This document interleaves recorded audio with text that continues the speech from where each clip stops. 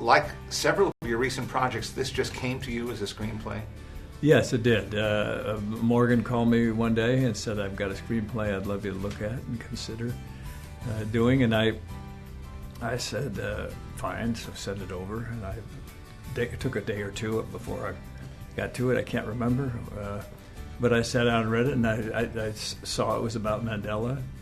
And so I got very curious about it, and then I read it, and I liked it very much. Matt Damon, who I think is just getting better and better. Oh, he's terrific, with each yeah. film. He, too, is completely convincing in this movie. Uh-huh. Yeah, no, I felt, I've always liked Matt as an actor, and I didn't know Francois Pinard, but I just read a lot about him, knew something about him, and and I thought Matt would portray him well, and Matt did. He went over and met with him. He went over early, spent a week or two with Pinard, and learned all about the game and his relationship to the game and his relationship to this moment in history. And the accent thing, I had a couple of South African people walk into, in fact, they were the band members that were coming onto a dubbing stage and we were mixing, and they started watching Matt deliver on the screen, and they started laughing. I said, "What are you laughing at?" I said, "I told you something. He's the worst." Yeah. Oh, there you are, Matt. Yeah. Oh, and Mr. Freeman. You're probably not going to do it any better than you've already done it. You mean you're just saying that we should get the hook and pull me out of this? You got thing? it on the first day. And you get it. That's true. Part of what you have to do as actors always is focus. How do you do that when you have, thousands of people surrounding you at the stadium where the events that you know all too well really took place? Was it daunting at all to be in Ellis Park Stadium? I don't think it's daunting at all. I think it's more enabling to be on the ground where an event that you're portraying actually took place. It's sort of, it's almost like costuming. You put it on and you feel more involved, more in character. It was my feeling about being in Ellis Park. And we had this great crowd of people there in the stands, and they just cheered and carried Sang on. and They were great. They just fabulous. Is this something you've always dreamt of playing as a character? Not always dreamt of playing him, no. But I've always thought I was going to play him, since he said back in '90, whatever that was, that when asked if A Long Walk to Freedom became a movie, who would he want to play him, they named me. So here I am, the heir apparent, as it were. And I knew from that moment that if it ever came to pass, I'd be the one playing him. Tell me about meeting Nelson Mandela. Well, I never met him till after we were going.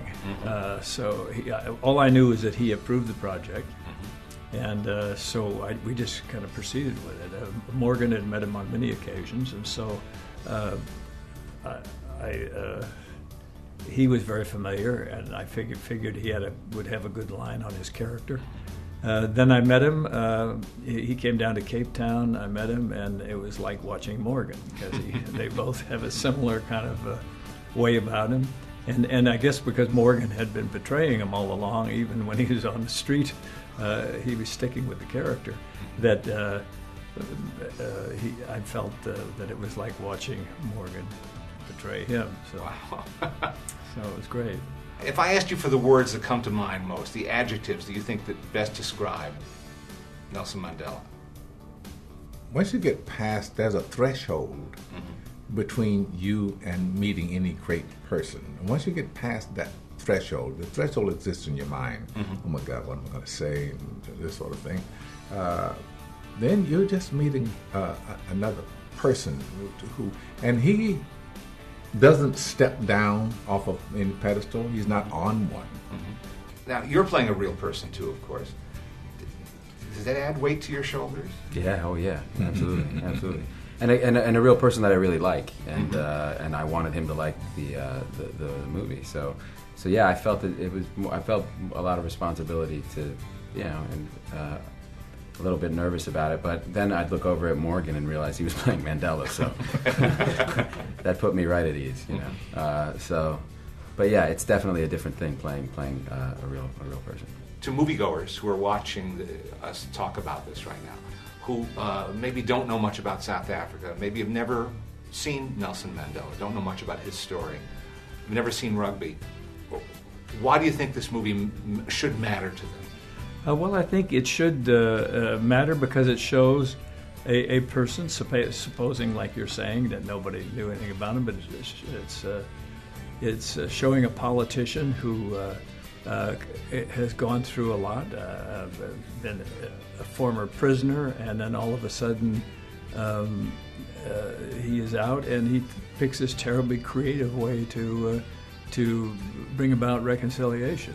Does Clint say cut and action, No. things like that? He Never. says, "Go ahead," and then at the end he goes, "Oh, stop."